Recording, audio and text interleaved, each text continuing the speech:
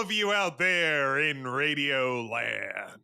Do you fade in like that all the time with your own kind of Hey, Grayson, you podcast haven't been scatting? introduced. You're not Okay, even one of the hosts. You're a guest. I'm a You have ghost to be asking. introduced.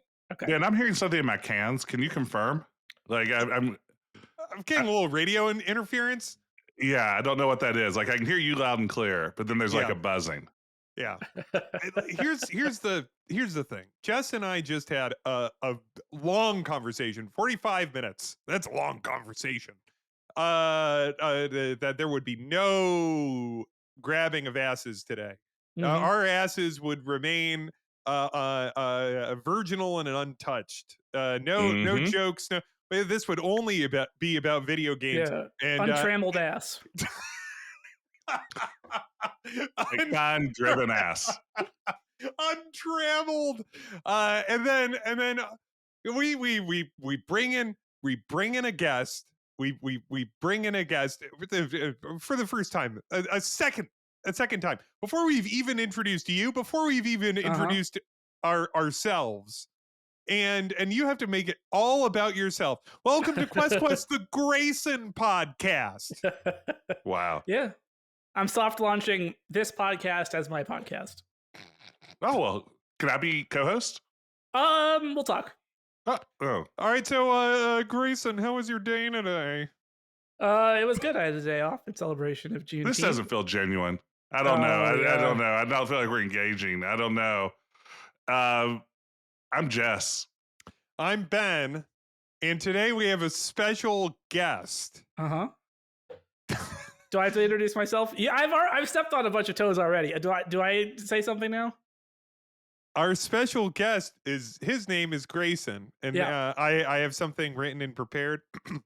Grayson Davis is a streamer on the popular Adventure Tuesday stream, which is twitch.tv/P as in Peter, S as in Sam, _ G as in Greg, A as in Apple, R R's next. as in Roger, A as in Apple, and K as in Kite. And that's the whole URL. And also there's Jess here, and he's Decaf Jedi on Twitch also. But Grayson is well known. You can catch him wherever people play Magic cards. That's right. True. At your corner when there are kids just under the streetlight. Yeah.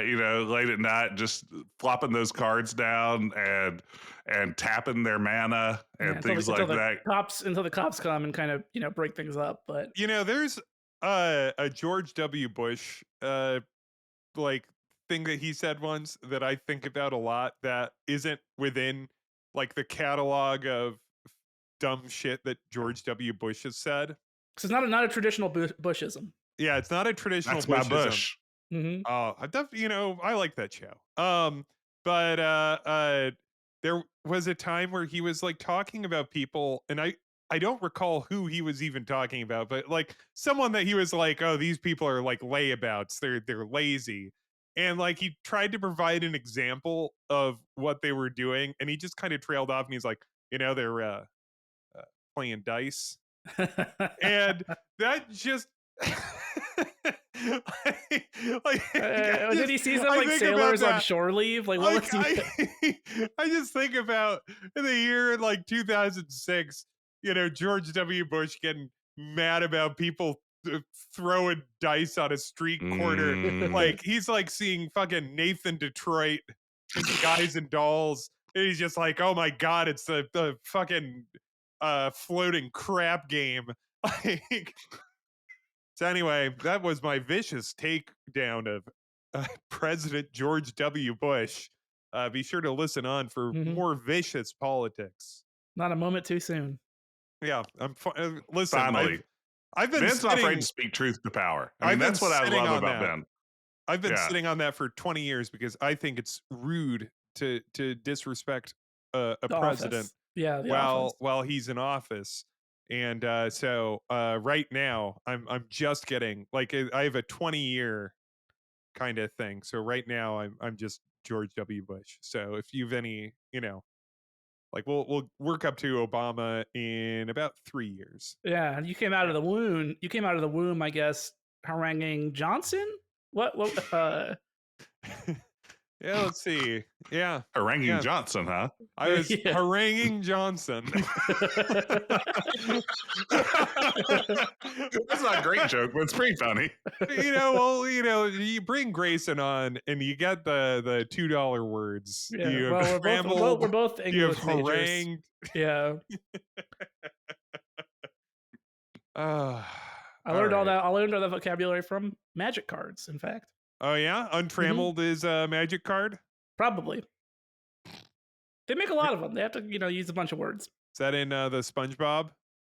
It might be one. I'm just gonna keep making fun of the SpongeBob one to you specifically. All right, Jess, how are you doing today? I'm doing fantastic. I'm having a good day. Been running around all day doing exciting things like I took my car in to get repaired and went to the doctor. Adult things. It can always be fun. It can always be great, Ben. I mean, sometimes this is just our life that we're. I watched Wakanda Forever right before coming in here. Is that the second one? That's the second one. Is it good? I never saw it. Diminishing returns. That came after he passed away. Is that correct? Yes. Like he's not in it. Yeah. Sorry, what's the name of the actor?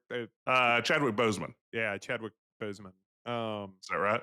I'm almost certain. I think you are correct. That's not. I mean, I'm here to talk adventure games, and again, Ben. I'm afraid we're grabbing ass, right? We are supposed to be talking about Marvel movies right now. Yeah. And here we're talking about magic. We're talking about Marvel. We're talking about haranguing our Johnsons. I just don't know. We're talking about untrammeled asses. All right, fine. I have a question for the two of you. You two fucking duke it out. Who goes first? Because it's not me. I'm not going first. What have you been playing? Grayson, why don't you take the lead as our guest? I'd like to extend maybe a hand of friendship that Ben has failed to up to this point. I'm gonna bring up a game that's really gonna test Ben's ability to not grab ass, because I've been playing Dune Awakening, based on the novel and film series Dune. It's a survival game set in Ben, you'll love this. It's set in an alternate universe spice stream that Paul Atreides is having about a universe where he was never born. Wow. All your favorite characters are still there, like Duncan, Idaho. I never read. I don't know anything about Dune. Slam Duncan, Idaho. Yeah. I think Duncan, Idaho is like the easiest name to remember because it's so like silly. It's one of the silliest names, and it's very sticky. It's one of those things where I think it's grandfathered in because everybody loves like Dune so much. Yeah. That it's hard to come up with good sci-fi names, and Dune has a lot of really good sci-fi names. And it also has Harkonnen, Idaho, and then it has Duncan, Idaho. Yeah, like fucking Herbert. He was just taking he's like listing off Atreides, Harkonnen, like all this stuff, and then he's at the very end of it. He's just like, I don't know. There was some Idaho. There was some NPC, you're walking around like a little town in the game. And there was some NPC barks, and one of the NPCs. I was so curious if this referenced something from the actual books. There was an NPC in the game who referenced FM radio, as if they still listen to FM radio in the game. That seems like something that would be in those books, just because he's like. He was just such a dork of that moment. How could Frank Herbert have not foreseen Sirius XM radio? If he's a futurist, how do you not see that one coming? Ben, how can you possibly defend Frank Herbert about this?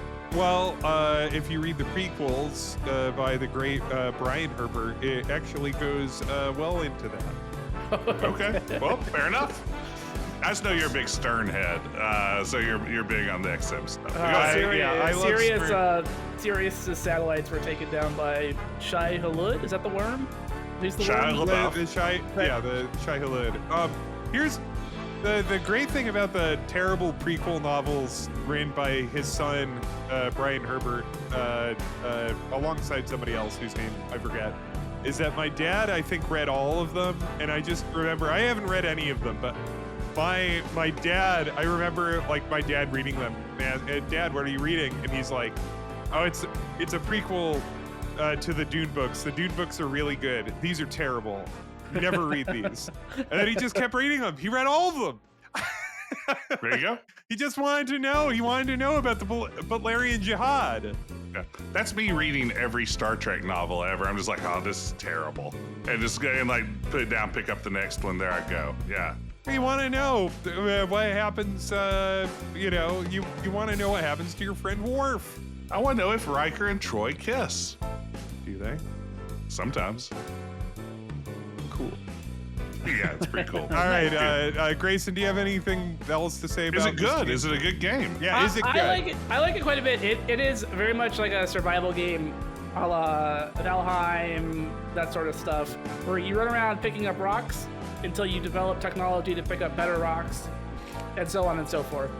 This all takes about 700 hours. So you really have to like the kind of game where you are just you're doing wars and ticking boxes and... Here's my question for you. Yeah. So you're not a Dune head. Not particularly, no. So would you say that this brings anything to this kind of like, because there's a million of these games. Yes, exactly. Many of which I've played with you. Mm-hmm. Like I played Valheim, which you aforementioned. Does it bring anything to that formula other than being like a pretty good implementation in like this recognizable sci-fi property, and so that itself is pretty cool? I think it does a really good job bringing in a lot of the specificity of the weirdness of Dune.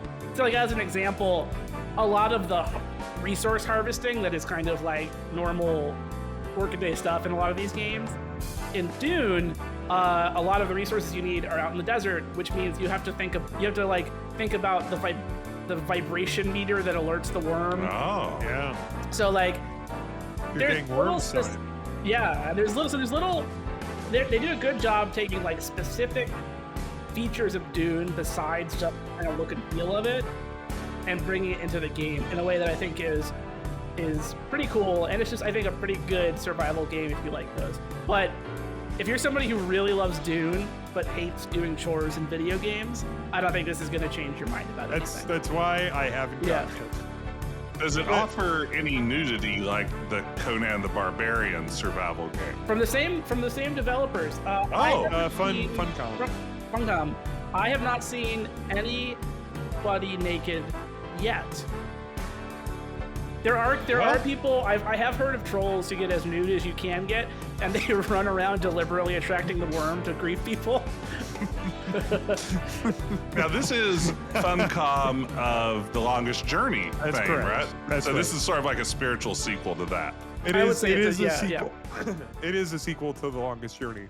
But not Dreamfall. No. All right, Jess, what have you been playing? The music's over for Grayson. Oh man, wow, you timed that really well. Ben, I have been playing, and Grayson too. I don't want to leave you out of this conversation. I've been playing Lynx, the Challenge of Golf from 1990.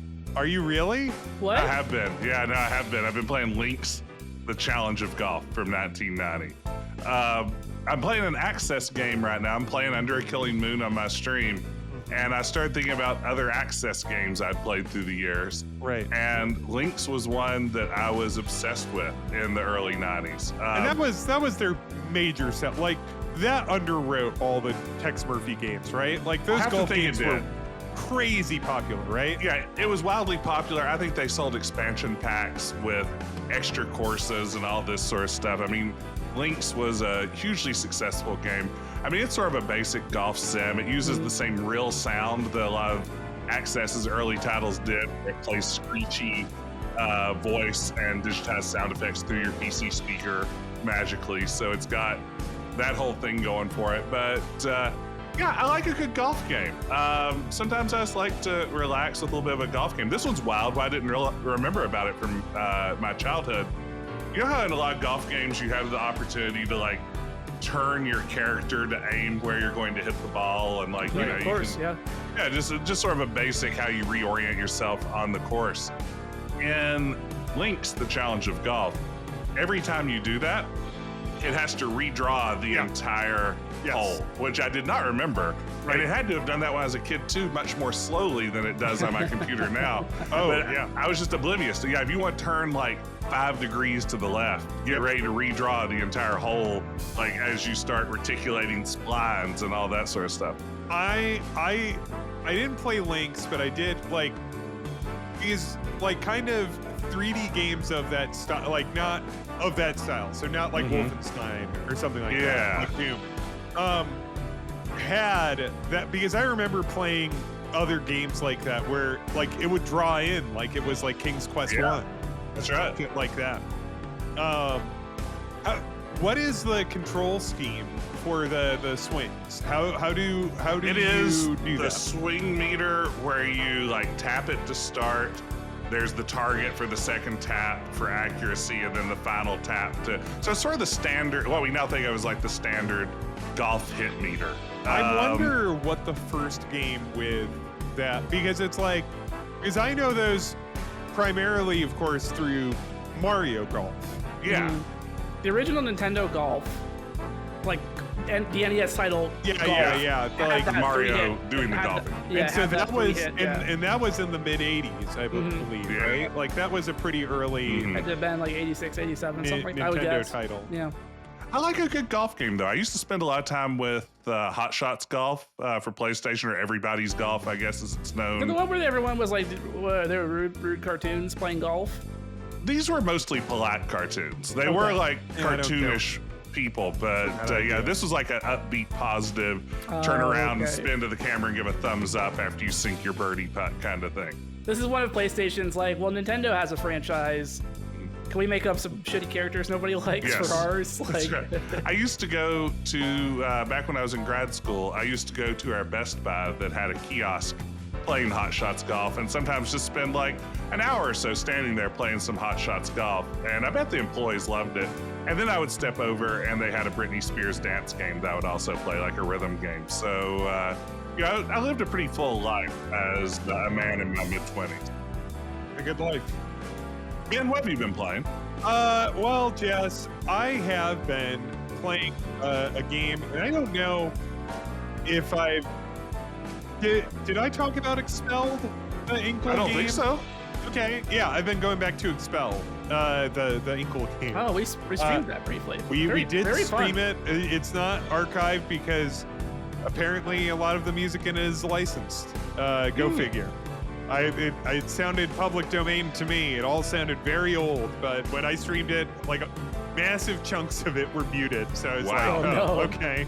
All right, well. That's all of that. I'll get rid of that then. And maybe that was like right after it came out. Maybe that's when it's streamed out, or maybe there's like a streaming mode in the options now. I didn't even check because I just don't expect that in an adventure game. No. Expelled. It is another game like it is a Overboard game. If you ever played the incredible Overboard game, where it is a cover 'em up, where you murdered someone on a boat and you have to cover up your murder, and there's a variety of different paths and ways to do it, and you're on a timer. And we should probably have an Inkle episode at some point. Maybe even on just individual Inkle games, because I could talk for a full hour. They're very elaborate, and I say this totally parentheses complimentary. They're like very elaborate choose your own adventures. Like and very funny. The writing is very funny. The writing is excellent in all the Inkle games. They're kind of visual novel-y. The head of the studio I think he's the head. I know he's one of the designers. Jonathan Ingold, like comes out of interactive fiction, so it has that like text adventure feel to the writing. And Expelled, you are accused of defenestrating Grayson. Mm-hmm. Cool. That's word, the word right? everyone likes at first. Yeah. That's the word everyone likes. in high school. I knew you would scoff at it. It's But you're 14. accused of pushing someone out a window. You're a like a private school girl at like this hoity-toity academy, somewhere in the United Kingdom, and it is and you're accused of it, and so you have to now try to clear your name, or you'll be expelled. That's the title of the game. And also, she's snarky and shitty, and she's an obnoxious little kid, and you're making her kind of worse and worse and worse as you play. It's great. Anyway, so that's what I've been playing. All right, well, we've been putting it off long enough. There's really ever one reason why you'd have Grayson on a podcast. That's really right. Only one. Literally one. There's only one reason why you'd ever have Grayson on this podcast. And it's his sparkling personality. Jess, I don't want to. Here's the thing. There is only one reason, and I don't want to give everybody a false impression. I don't want to get invited onto a podcast for my sparkling personality and for them to go oh, no, this isn't the reason.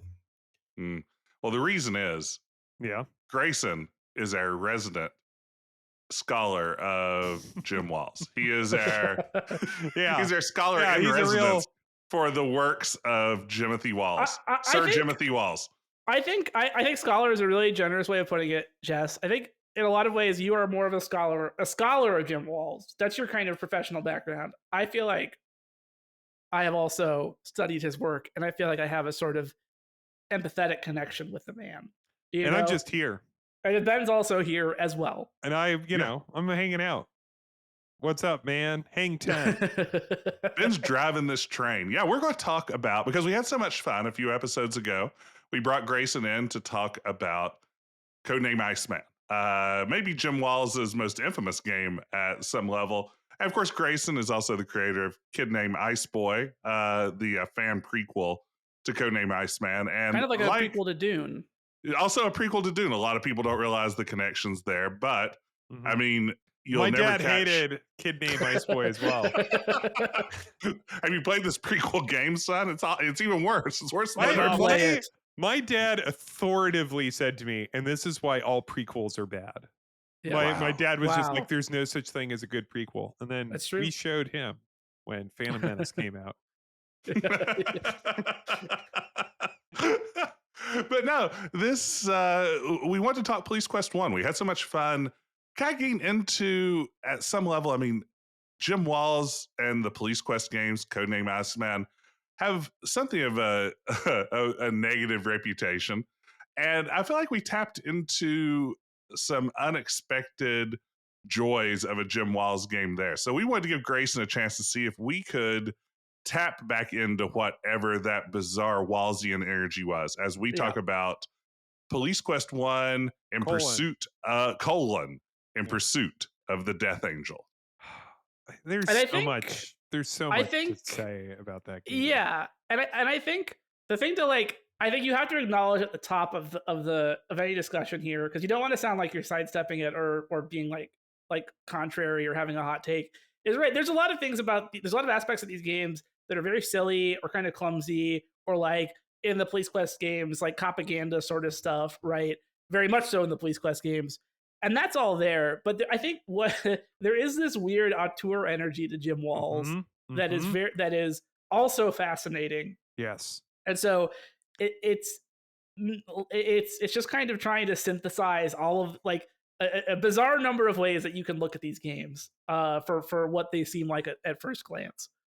Absolutely. And if listeners aren't familiar with Jim Walls, the designer of the Police Quest series, Jim Walls was a retired California highway patrolman who basically through a chance encounter Can with. I tell the story, please? Please, Ben, please tell this story. Thank you. So, Ken Williams, the head of Sierra Online, was at the hairdresser, and And that man had some great hair.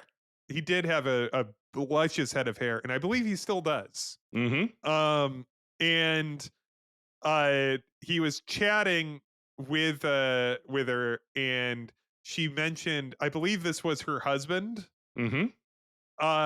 was a retired cop, because I might have some of these details a little fuzzy. It's been a minute since I've read all of these, but he was a retired cop. He like there was an incident during like I believe like a traffic stop or something like that that kind of like he stepped back after Close call, that, as I understand. Yes. and yeah, like so he had a close call and kind of stepped back, and I believe what Ken Williams did, and I forget if this is in Hackers or not, the Stephen Levy book, but again, it's been a minute since I read that. But like he took him to like a racquetball court and like tried to like convince him into playing or like into working for him. Is that right, Jess? Am I making up believe this that racket? sounds right. Because the racquetball racquetball thing is like the craziest detail. If this is someone that's like shook up with like some sort of like he had a close call of some kind, and we're going to play the loudest sport possible, bangiest sport there is, and I just want to make sure that this isn't some sort of received like story and not well that's how men socialize, side to side, not face to face, especially like in movies from the 80s. Like that's like that's a power move. Your boss takes you to the racquetball court. He kind of like really like shows you up because you don't play racquetball. You're not in that sort of tax bracket that you're out there playing racquetball, and you're sweating and you're like wearing the all white outfit that you were loaned by the racquetball court. I mean, yeah, we've all seen this. I mean, and yeah, the boss is just like really showing you up left and right. And eventually you accidentally bounce one off the wall and right into his face. And it's sort of an awkward moment because you're like, I'm never landing this job now. Unloads a clip in it. It could have been more awkward. He just laughs it off. Yeah. And that's how you know it's the place you want to work. It could have been more awkward. It could have taken him to a highlight court. The world's fastest game. Yeah. Here's the Greyhound racing was the world's fastest game. I kind of appreciate this idea here of Mr. Williams. I don't call him Ken. I call him Mr. Williams. I'm respectful. Of the office of president of Sierra. I respect the office. Yeah, much like you don't talk about former presidents negatively until they're long out of office, you also respect the office of president of Sierra Online. That's right. And so, but like I love this idea where it's like, okay, so you have, King's Quest, this popular fantasy storybook series, and the idea here, I believe, is this idea of broadening the audience to be more adult and to tell more adult stories, and not like, I mean, and yes, adult stories in the sense of like there's Leisure Suit Larry, which was a massive hit, but then also you have something like Police Quest, and it's like this is a game for grown-ups, but it's not necessarily like very titillating. I think one thing I think is really interesting about these games on that line is it's obviously adult in the kind of violence police investigation side of it, right? That's kind of that rated R sort of side. But there are just a lot of scenes where like there's romance. It's like there's Jim Walls wrote a romance into that game. There are scenes where the Sonny Bonds character is just hanging out at a bar with his friends, and they're just chatting about things that are important in their lives as middle-aged men. Tough things right? they're going through at Like some level. Yeah. it's adult in a kind of adult drama sense, to like give it a little more credit than is really warranted, but like it's adult. No, it's warranted. And I'm not just saying that because it's about police. Police. Yeah. But I think that's the thing that I think is really you're almost struck by with these games, where you're like, wow, this isn't like I think the reputation they have is it's the police procedure stuff is so finicky and strange. And they're right. And they're right. That is very finicky and strange. But there's also this layer of like actual adult drama that is very, I mean, it's not very common in games of that era. Go ahead. I was just going to say, circling back to what Ben was saying, though, I kind of love this idea from Ken, Mr. Williams. Yeah, thank you. Of just like, I've found a person. These colors don't run. Yes, I've found a person with an interesting story to tell. I can probably just teach him to make a computer game. Like I kind of love this like fly by the seat of your pants approach. And he has varying degrees of success with it. It's like, I want to make a pervy game. Find me a pervert, and we'll he found aloe in the bushes, and he's being a real sicko out there. And he was like, come in and design a game for us, and that worked. I mean, but I like this big swing. Like the idea. I mean, how many retired cops are there in America? He knows this one because it's his hairdresser's husband. It's like, how would you like to come and work at my multi-million-dollar entertainment software company, and you can be a game designer too? We'll leapfrog you over several of our longtime employees and really give you a high-ranking creative position while they toil away at their own projects at much lower levels of pay. I love it. It's amazing. Like, it is... I just love that it is something so different and remains different, because it's also like it is very steadfast in what players would soon discover is the Wallsian style of being like deeply interested until scenarios where it's not, in like dry as a cracker police procedure. And like it is not like it is very interested in being like kind of this like quote unquote realistic. Now, does it succeed in actually being realistic? I think we would all say no. But can I ask you guys a question? How old were you when you first played Police Quest? I watched it over my older brother's shoulder, the VGA version, and I must have been, I don't know, 6 or 7. And in there's the scene where you see the car crash site, and you see like the body of the car crash like site, and that scarred me, and I ran away, and I didn't, I was all done with Police Quest until I played it on the stream. But so I don't know. I fully played Police Quest when I was, I don't know, 35, there you 36. Go. Congrats. But I saw it as like a, I don't know, 6 or 7 year old, and it scared me. And it's a game for adults, as said. What about you, Jess? Well, for me, actually, I played this one, I think when I was an 11 or 12-year-old, roughly in that time. It was one of the earlier Sierra games that I played. And this is the original. This is the original. This is the EGA version. And I have to say, for me, where this really succeeded as a kid was that idea of all the weird, finicky procedural stuff.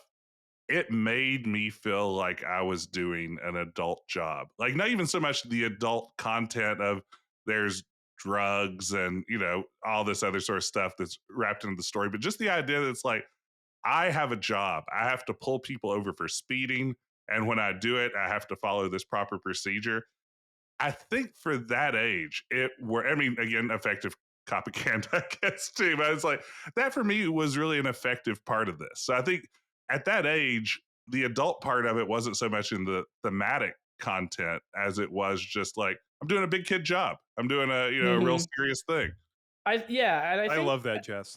as an adult, and maybe this is just adult cynicism, but as an adult, you're like, oh, this guy is like essentially providing cover for his own grievances, where he's like, my job is so hard and detailed and technical. Because there's a lot of characters in the game who are like very anti-cop and berate Sonny Bonds, the Mhm. protagonist, and curse at him and call him pig. Like, Yeah.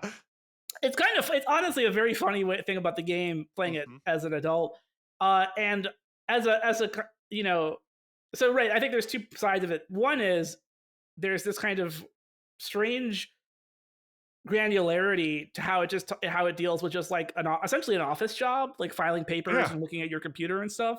And then that also ties into it if you're just a paper pushing guy who's clocking in every day and doing your job, it also makes these people who are being rude to you seem like even bigger assholes. It's very funny how like kind of stereotypical the people that you pull over are like in the segment where you're a traffic cop. And Can I quote something here, Ben, really quick? yes, of course you can. Please quote. I was flipping through A a long video of the play. game, Yeah. and there's one. This is from the EGA version, where literally the on-screen narration you pulled over a speeder, and it says, "quote Please sign next, ma'am," and then the narration is, "You politely instruct her," and then she hands you the ticket book back and suggests, and she's with a sarcastic smile. She's being sarcastic with you, and she says, "Why don't you shove that pen where the sun don't shine, officer?" And like, just a needlessly rude speeder. The game is asserting that you're being polite and professional to her, and she's being just insanely out of proportion mean.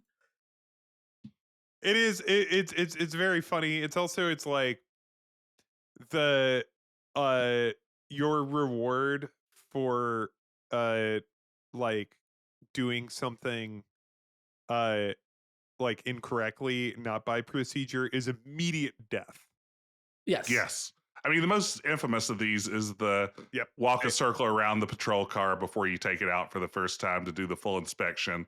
The instruction manual, of course, tells you have to do this. You want to make sure there are no flat tires or other potential hazards like that. But yeah, you back out of the parking lot and just immediate death. You're never reprimanded. You're never given a chance to get things right. It's just like, yeah, that's what happens. That's I think that's a great example of when you're a kid, you're like, oh my god, a job is so serious. And then you're like, of course, a big grown up job, you have to make sure your car's not going to kill you.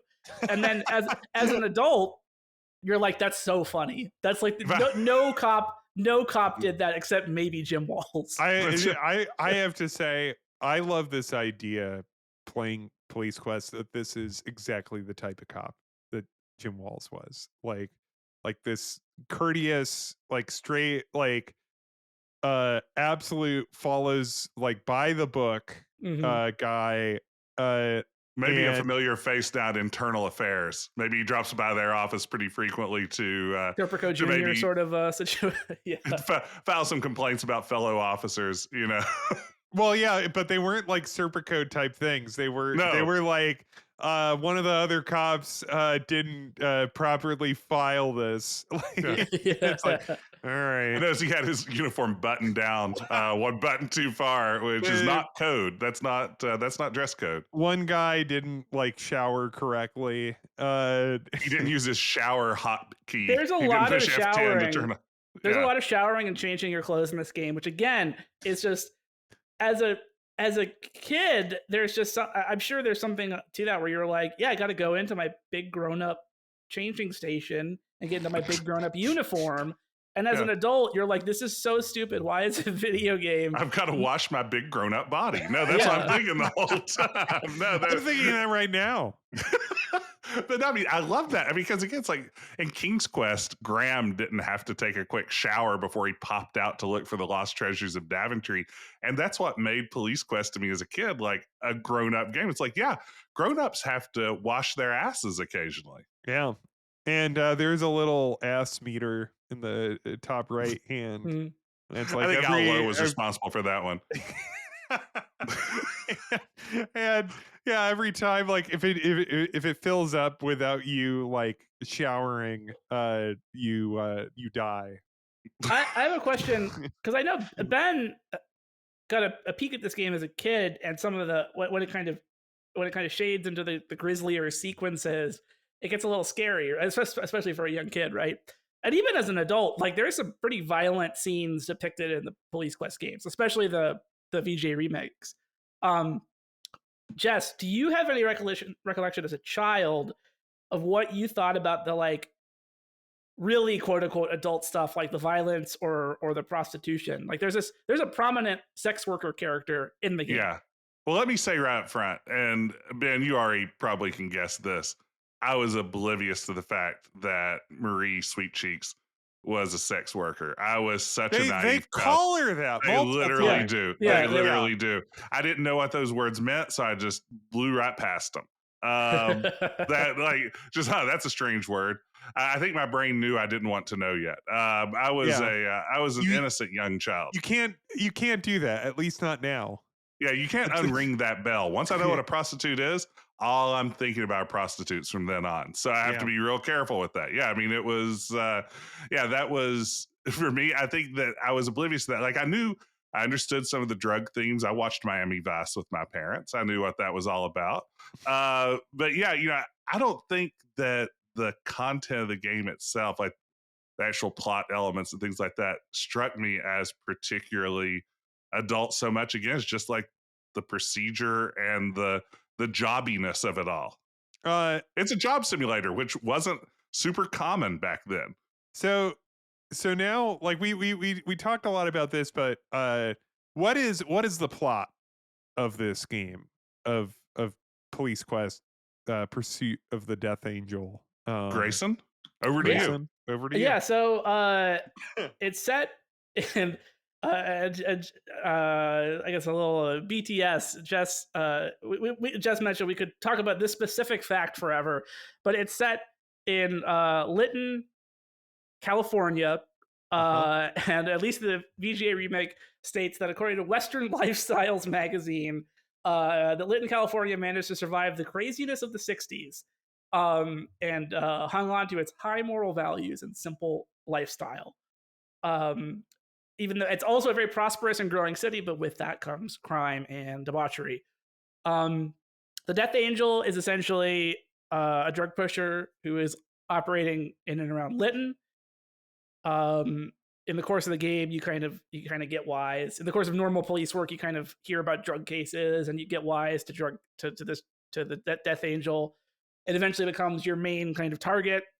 You meet Marie, Sweet Cheeks Marie, as she's known in town, a local sex worker. And through old high school flame. Yes. Yeah. Before she went down a different sort of path. But don't worry. Eventually, she'll become your doting wife in future games. Yeah. And eventually, you learn about. I believe Jesse Baines is the Death Angel. So I'm named after. Yeah. Where the game, and Ben, you alluded to this earlier. It's very concerned with. A Police Quest is very concerned with police procedure and realism until it's not. Yep. And eventually you catch Jesse Baines because Sonny Bonds, our protagonist, disguises himself as a high-rolling poker player named like Henry Bankston or something. Well, in the original, he's Whitey, right? Yeah, so in both games, he's like Henry Bankston or something, nicknamed Whitey. Which again is such a funny, like from a propaganda angle. Literally, the police officer literally codenamed Whitey is a very funny detail. But he wears like it's a little different in both games. In the EGA version, he wears like a white Miami Vice suit with a blue T-shirt underneath, and he carries a cane with a Derringer hidden inside of it. Now, I thought this was pimp coded. Like, yes, I thought he was okay. Yes, absolutely. Well, because he's partnered with Marie. Yes, that's right. So he's So all of this is And then in the VGA remake, I don't believe he has a cane with a hidden Derringer inside of it, which is a very funny thing to carry. But he still has this kind of white Miami Vice suit on. In both cases, it's kind of pimp coded. You go to Hotel Del Farina or something, big high rolling Euphoria. Delphoria, great HBO show. And I Can't wait till next season comes out finally. Yeah. And Zendaya. you Zendaya. have to play a poker mini game, I think, in both versions.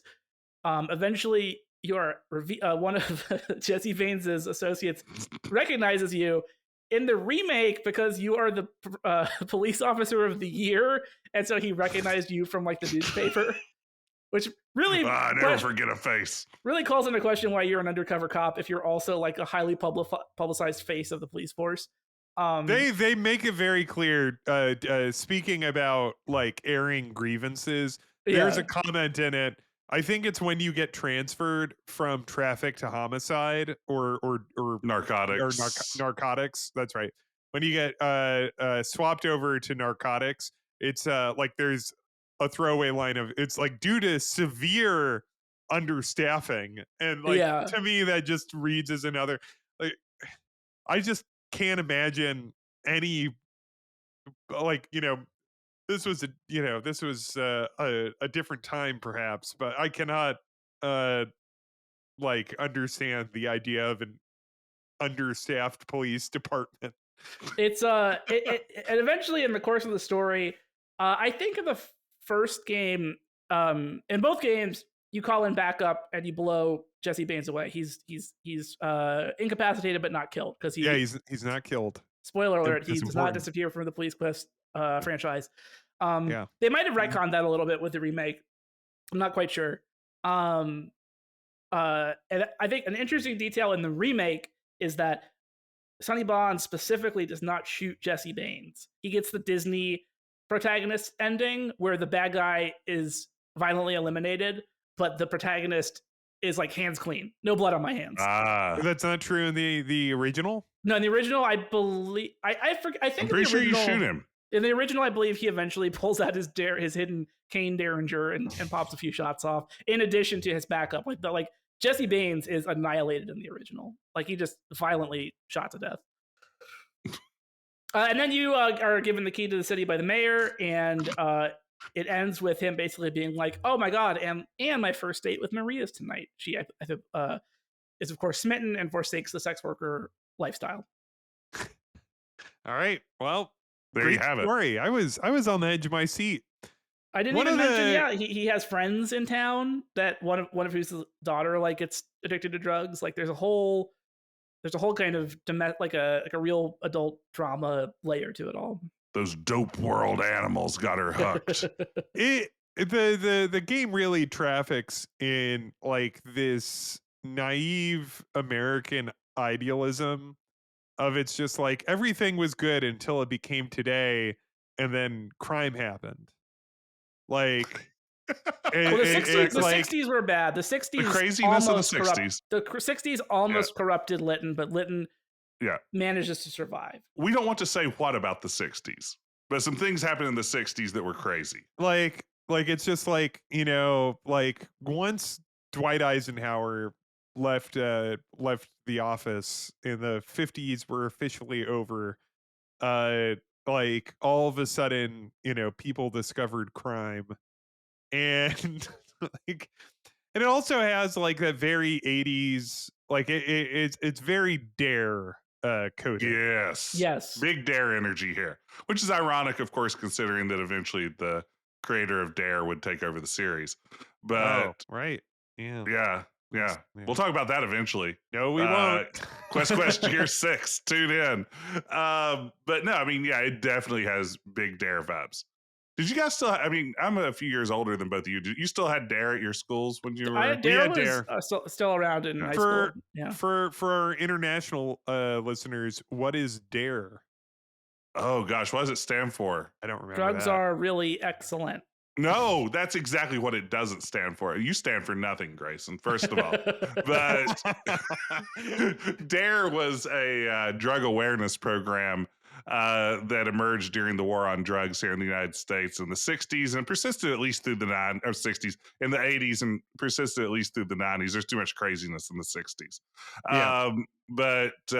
Basically, drug resource officers would come to your school and like if he talks about how drugs are bad, I mean, mostly what I remember it for was our guy brought in real drugs, and I got to see what they looked like. It was like drugs look so cool. It was like a real hardcore abstinence approach to drugs. All drugs, like yeah, absolutely. I got to see a reefer stick for the first time. Yeah. It was wild. Wow. It was there was a lot of, and I mean, in my dare experience, it was only limited to elementary school. Did it ever go past that for you, Jess? Like, I think it was only like 4th, 5th grade for me was like, yeah, I think it was over by like once I was past 6th grade. They were like, which is interesting because it's like, why do they stop? Like, not that I'm endorsing dare, but it's like, your prime drug years are coming up. Like, yeah, like if I were in 4th and 5th grade, you might as well just have like someone come in and talk about the dangers of lightsaber fighting,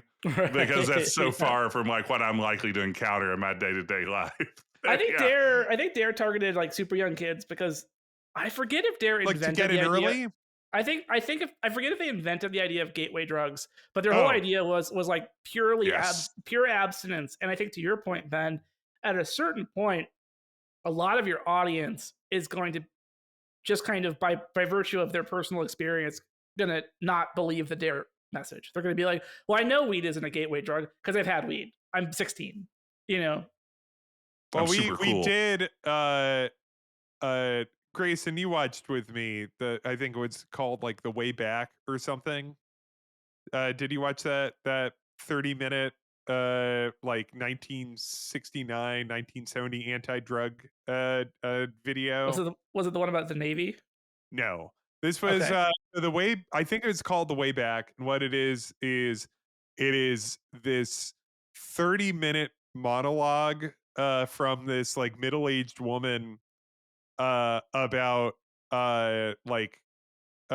telling like, and she's talking to a high school, telling them never to do drugs and that marijuana is like a gateway drug. So yeah, that predates Dare. This isn't the Jerry Blank inspiration. And this is the thing that was an inspiration for Jerry Blank from Strangers with Candy. And if you've never watched this, if you're familiar with the Comedy Central sitcom Strangers with Candy, you owe it to yourself to watch this, because I remember I put it on thinking like, oh, like I'll just see like 5 minutes of this and then like that will be enough.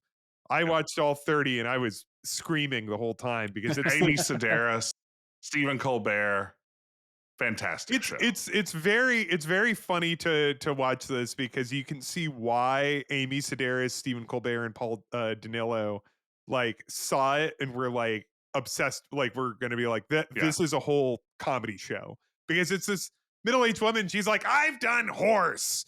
I stole a TV. I've done everything. I've been up and down this country. I've done like, and there's like, so at one point during the like this untrammeled monologue, if that's correct usage of the word, during this monologue, like she does open it up to a Q&A, and someone says like, I have a lot of friends that do marijuana and they just stop there and like that's fine. And she's like, no, they won't. I mean, she has the experience to know. Yeah, she stole the TV. Anyway, that's what I've been playing this week. We can edit that back smoothly if we decide we need to cut any of this. Thank you, Ben. Perfect. But no, I mean, this is definitely of that same, just typical 80s anti-drug kind of story. I mean, and again, it's funny because, as we said before when talking about Jim Wallace, a lot of the prose and especially like the descriptions are very workman-like, I would say. You look at a table, there's a good chance the game's going to say it's a table. Yeah, that's right. But then like the purple prose comes in when it's time to talk about these drug world themes. Like that is where you're going to get these just like over the top, these people are destroying America, destroying lives, etc. And it's kind of fun. Like, I mean, it's melodramatic in a way that, again, if you're trying to convince a 12-year-old they're playing an adult game, it's a pretty good maneuver. There's Grayson took a yeah. couple screenshots that we were sharing, and Grayson, could you please read one of the most beautiful dialogue this is unbelievable like dark place ism. This is real There's Garth Marenghi's this, dark place writing. this is from the original EGA release. There's a courtroom scene. Narration says Judge Palmer whispers softly to you, quote, "Well, Mr. Bonds, it appears your friend has his tit caught in the ringer." And there's a lot of homey aphorisms that some of which I'm sure are Jim Walls didn't invent, some of which maybe he did. There's weirdly clever. There's weirdly clever turns of phrase. Like there's a police operation where Marie, the sex worker, is used as bait to catch some drug dealers, and in the game it's referred to as Operation Trick Trap, which is a pretty funny. Ever since we played this game on stream, that just pops into my head every now and then. We just say it. Sometimes we just say it to each other. Operation It's so fun to say. It is like Operation Trick Trap. And we were talking a little bit about this, where the remake has the remake almost has slightly purplier prose, and more writers worked on it, and kind of beefed it up a little bit. But the original does have still these like quite dramatic turns of phrase, where just like a lot of it's very workmanlike, and then all of a sudden you hear about a tit in a ringer. Hatred what is wells up inside you. You vow revenge for Kathy's senseless death by tracking down the dope world animals responsible. What do you think the dopest world animals are? I think it's going to be kangaroos. Elephant. Grayson, over to you.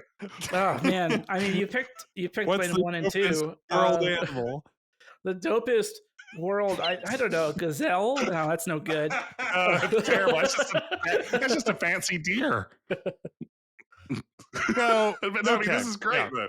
I mean, this is over the top. Just the hatred wells up inside you. And I think the other thing that is it's not just workman like bare bones prose. There's just a lot of very self-satisfied descriptions of police procedure. Like you talked about the circling your car to inspect it, Jess, where it's the narration says, having performed the prescribed walk-around safety check of your vehicle, you're now ready to hit the streets. And it's like Jim is and this is where the game rides this really strange line where it really does feel like Jim is congratulating you for doing that. He's like, good job. You did, like, you should feel good that your car is safe and you're not going to immediately die when you pull out of this parking lot. Because I could tell you stories. Trust me, I worked with people who their car immediately exploded when they rolled out of the parking lot because they didn't check their tires. But I think there's a lot of just kind of like retired dad writing a novel energy where like it's not good, but you're like, wow, I didn't know my dad had this story in him. Like. I love that description. That's too good. As somebody whose retired dad did write a retired dad book. Shots fired at Ben's dad. Jazz Fest dad, you're on blast. Yeah, my Jazz Fest dad. So this game has a feature that is repeated also in Police Quest 3. Now, when I played Police Quest 1 for my stream, I only played the VGA remake, so I cannot comment on the original, which I believe people liked this. But of course, it has driving. That's what I was getting to.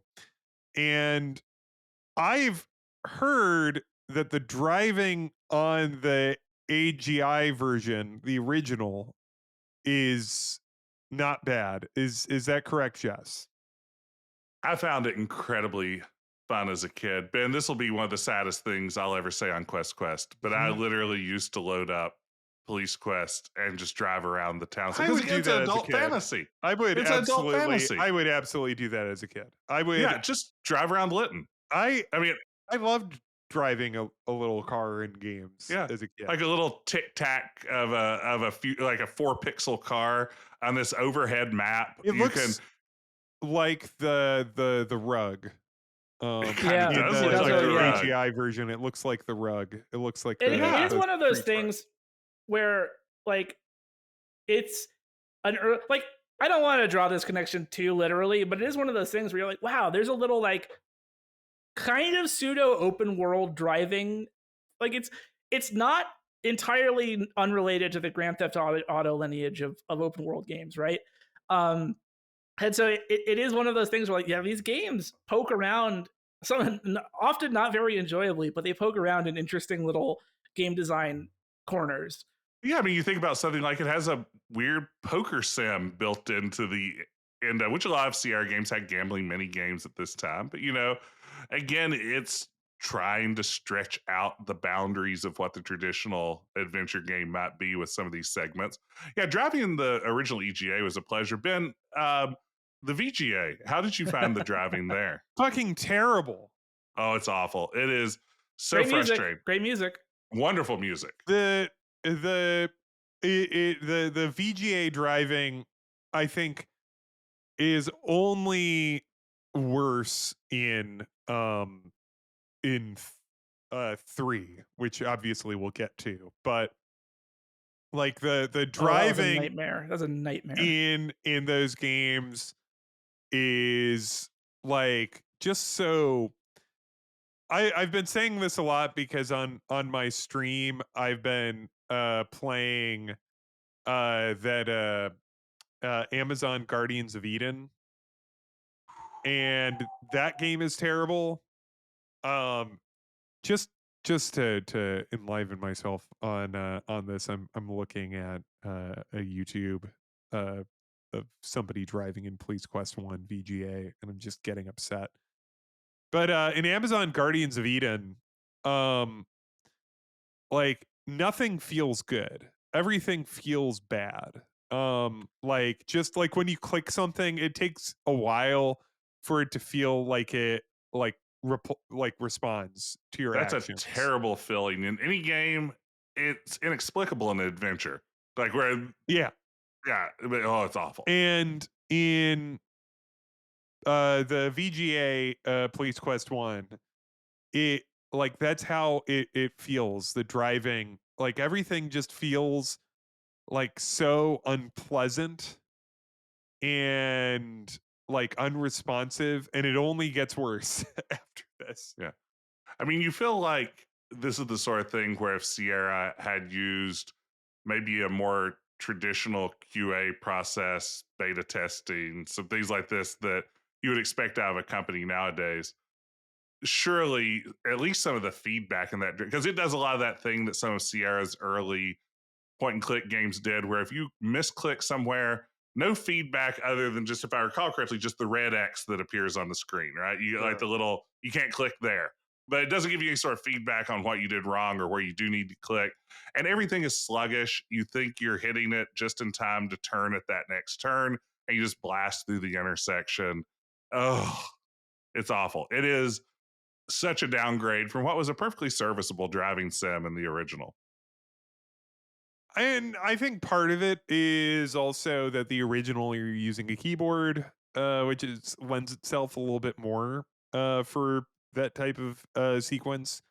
And the VGA driving is all like very mouse. It's entirely mouse driven, and that's just not.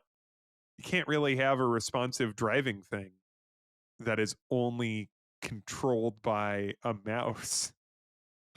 No, You should it's move not the great. car. You should move the car with a click and drag, like you move in Under a Killing Moon. That's how I would drive a car. Just constantly rolling the mouse Yeah. forward or just like, more like a trackball experience where the faster you roll the Oh. mouse forward, Can the you faster the imagine? car goes. Trackball, That's a the game. total trackball conversion of Police Quest 1 VGA. Finally. Or you move around like in a golf game, like in Links. Oh, Where, yeah. like Redraws the whole city of Lytton. No, I like this idea. And I think we're working on some good stuff here. I mean, the VGA version in general is sort of a fascinating remake. I mean, we've talked about some of these VGA remakes before in the past. Sort of the general consensus on them is it's rare that most of Sierra's remakes really improve on the original. Quest for Glory 1 is oftentimes maybe held up as the exception to that, where it Great. certainly has. Yeah, Do you know the it's a terrific. difference? Ben, I think I do, but Grayson might not. The Quest for Glory 1 remake is only better. The only reason it's better is because it has all the fucked up clay modeling for the Oh yeah. monsters and people's Oh yeah, faces. yeah. Now, All the Grayson, I bet character you've played. portraits, they all look like Yeah, fucking freaks. yeah. Now, Grayson, I bet you've played Clay Fighter, maybe even Clay Fighter 64. Yeah, of course. Yeah, I mean, rented the Blockbuster exclusive version. yeah, it's that same thing. They just got some clay and they mated the hell out of it. They just absolutely mationed it. Yeah. All right. But no, So I mean, this yeah. VGA version's wild. In the sense that, I mean, again, I don't know. I mean, I guess the area where I'd say it improves most clearly is it has a banging soundtrack. It Great is soundtrack. a really one, especially on like a Roland MT32.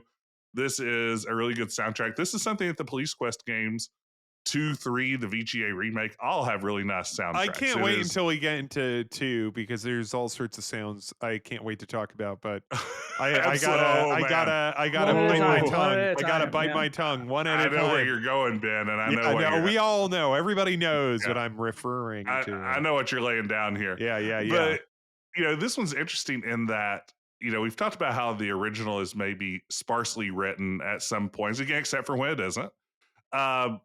There's a lot of additional content added in the VGA remake, not new puzzles or quests or anything like that, but rather just a lot more text. And a lot of this was contributed, I think that Scott Murphy and Lorelei Shannon are credited for this. Lorelai's name is misspelled in the credits, which is never a good sign. Yeah.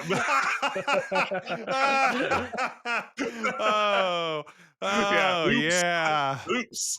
Yeah, that's good. I think it's the driving notwithstanding. I think you got to give the edge to the VGA. Maybe I just have a fondness for it because I've played it and I haven't played the first one. But I think it gets a little weirder in some ways that are fascinating to me. Like there's definitely a little bit more of this weird undercurrent of Sonny is having a crisis of masculinity. Yes. At some level, like this, which isn't present at all in the original, but like you see little hints of it. I mean, there's a scene at one point where you're talking to another officer on a break at the coffee shop. Was it Carol's Caffeine Castle or something like that? Something like that. And Sonny says, quote, "Got my computer in narcotics. What do I need with women when I've got a computer?" Which is interesting. But the one that just really gets me, at one point he's in the Blue Room, which is like the cop bar. That's the cop bar, yeah. Yeah, where he and his pals hang out. And on the wall, there's just a framed, like the traditional symbol for masculinity. Oh my God, that's right. Yeah. And when you look at it, it says, quote, "It's the universal symbol of masculinity, the bull cinch. Just looking at its wrought iron curves and angles makes your testosterone levels rise." Finish your thought. Yeah, I mean, I don't know that I need to comment on that. Please, Grace. I was going to say, because we talk so much about Jim Walls, like, constantly almost telling on himself in these games. And do you think... I don't think he worked on it. I don't think he had very much to do with the remake. Do you think that the writers who did work on the VGA remake, do you think how much of that did they pick up? Did they think... Because I do think the VGA remake kind of elevates what is interesting about Jim Walls as a writer. It kind of makes fun of it a little bit. Because there's a crisis of masculinity that is kind of highlighted. And so do you think that... Anyway, do you think the VGA remake is making fun of Sonny Bonds? I think it is. And maybe Jim Walls in extension. I think it is, and I think it is because if it's listing Scott Murphy in it, he's such like a kind of a darkly comic cynical guy that who loved taking the piss. Yes. This reads to me absolutely as a Scott Murphy line that is making fun of maybe the inherent masculinity of role playing as a cop going around, shooting bad guys and Because stopping Jim, crime. let's be clear, Jim never makes fun of himself. No, Like no, Jim, no. the games where Jim is kind of in the forefront of the writing and the game design. Like there's comedy sometimes, there's jokes, and there's like banter, but there's never like this sort of introspection, right? No, no, no, no. I think this is absolutely. If I would be shocked if it's not Scott's handiwork on that. You feel your testosterone levels rising just by Right. looking at this bull That cinch symbol. that feels like a line that could have been in a Space Quest. Absolutely, absolutely. Delivered snarkily by Gary Owens, I think is the tone you're supposed to imagine for this. Yeah. All right. Well, any final thoughts? Well, I guess the question is Police Quest 1 a good game? Is it so bad it's good? Is it so bad it's bad? Is it legitimately good? What is it that's most So, fascinating to you about this one? I mean, I think that this is a much better. Like obviously, the very bottom of the pile is Codename Iceman, right? Like Yeah. that game is Yeah. unpleasant to play. Mhm. It's just a fascinating artifact. This is fine. Like Yeah. it is to me. It is this bizarre alternate universe game in the same way that Codename Iceman was kind of fascinating, um, but much more pleasure to play because you're not in this terrible submarine for most of it. Uh, where it's this like very prescribed, absurdly rule based world that we don't exist in, but one that it feels like it believes exists. Yeah.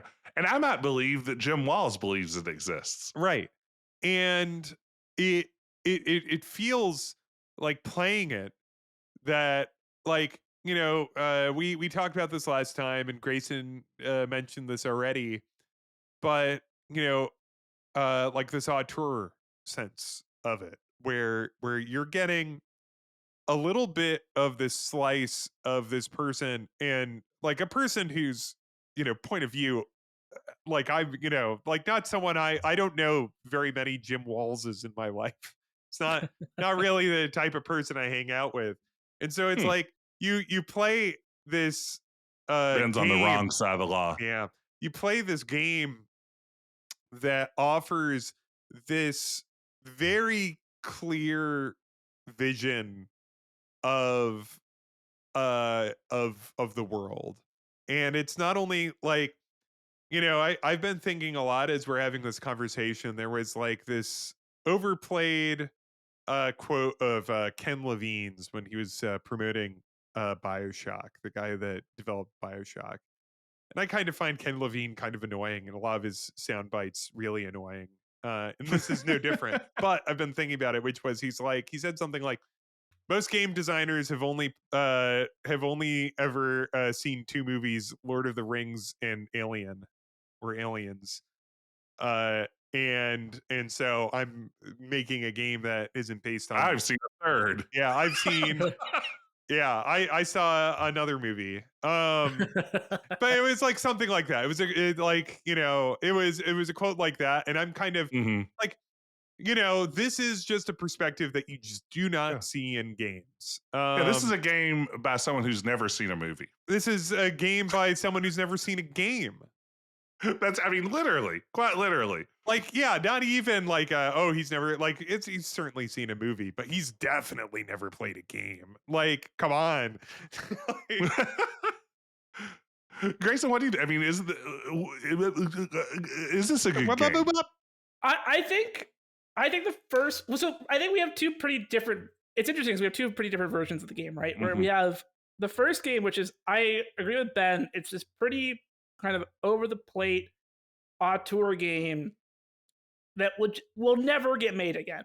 No one will ever like this. Apps like with all because the you people. can't even like in AGS because this requires someone like Mr. Williams to Yeah. like pull this guy and be like, I'm going to give you a lot of money to make this. So it's Yeah, like, not it's not- as if Yeah. I somebody's don't just think going he- to make this. Yeah. He I don't has think to be you could sit compelled down to Jim do it. Walls, and I don't think Jim Walls could make this game in 2020. No, you Yeah. it's such a historical artifact, and I think Ben's also right that in That's the right. realm of Sierra games, it's far from the least playable. It's finicky, but like ultimately, it's pretty fair, right? You'll power through it eventually, and certainly if you're playing it like in a modern walkthrough sense, it's absolutely fair. And then I think if you're somebody who wants to enjoy the game, but with that little bit of like another writer's sort of flair on it, another writer kind of highlighting what is a little bit like a little snarkier, as making more fun of it. It's maybe not as true to the auteur thing, but it's maybe highlighting what is It's gone just through the Hollywood factory. Yeah, but if Ah. it's highlighting the stuff that's just more like straightforwardly kind of funny and enjoyable, where it's like, yeah, it is, there are dopey things about the game, and if you want to play the version that highlights the dopiness and has a bunch of kind of purple prose, silly characters, bull cinches on the wall, you play the VGA remake. And yeah, I think I don't know, I think the general thesis I have on Jim Walls is it's hard to say to a modern gamer, hey, with no context, you should play Police Quest 1. Like that's, I don't think you would not tell somebody that, but I think anybody who's kind of just interested in this period and for some reason hasn't played this game, I would say absolutely. I wouldn't have to provide a bunch of context for that. I'd say if you think you're interested in this, you should play it. Where I would not say that not about Codename Iceman. Yeah, no. Codename Iceman. That's for sickos. If you think you're interested in Codename Iceman, hit yourself in the head with a hammer. Like, But no, I mean, I think this is a good point. I mean, you mentioned that it plays mostly fair. And I do feel like if you know going in, hey, this is going to be a game where I'm going to have to reference the instruction manual to find out the proper police procedure to do all these sorts of tasks and everything. If you know that going in, I think it very much plays by its own rules at that point. I mean, there aren't really that many traditional puzzles, if any, really, in this game. Like, it's not a puzzle game so much as it is a procedural in every sense of the word. You can say scum, like you can, And I think that's, again, for me, it's one that, especially the EGA version, part of this is always nostalgia, but, even the VGA version to some degree, I usually have a pretty good time when I fire up Police Quest 1. It's not a game that I leave with a mild headache after playing for an hour like I might Codename Iceman. So there you have it. Police Quest 1's a great game. Yeah. Agreed upon. It's fine. Officially, it's a fine game. It's a good old game. I hereby announce through my connections that it will now be sold on the Epic Game Store. Yeah, on the Epic Game. Yeah, that's right. Be sure to use coupon code Quest the adventure get, and that's where it cuts off. We couldn't get any more characters. Besides these three, am I right, folks? Oh. All right. Well, thank you so much for joining us for Quest the Adventure Game Podcast. And thank you, Grayson, for joining us. I have to, as Ben's regular stream co-host. He makes me come on every now and then. Yeah. Keep your job over on Adventure Tuesday. Yeah. You gotta put a little in the pot. Grayson, do you have anything to plug? I hate. We did this the first time I was on, and it's. I was laughing. I was laughing as in my brain as I wound up for it. It's a funny thing. It's a funny bit because I'm gonna plug the same thing I assume you plug every time, Ben. Don't listen to the podcast except when I'm on it. Adventure Tuesday, the adventure game streamcast. Every Tuesday. You bring the Tuesday. We bring the adventure. That's our new. Have you brought that new slogan to this podcast yet? Does this podcast know about that? No. And my new slogan is Retro Adventure Wednesday. We keep it raw. Well, if you enjoy this podcast, please give us a positive review. Tell a friend. Skeet about it. skeet about it. Skeet about it. Get on Blue Sky and skeet about it. Yeah. Or Pinterest it. Pinterest it. Plug us in your favorite website guest book. Oh yeah, go onto your favorite website's guest book and write about this podcast. You know, a great way to get people's eyes on this podcast is actually to go to other people's podcasts and leave comments there recommending this one. If there's a gaming podcast you love, be sure to get in their comments and plug Quest the Adventure Game.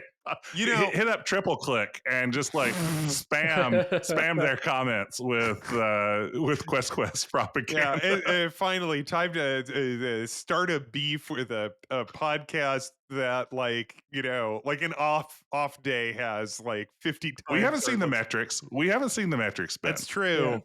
I think it's time that Jesse Thorne is hiding all of his numbers.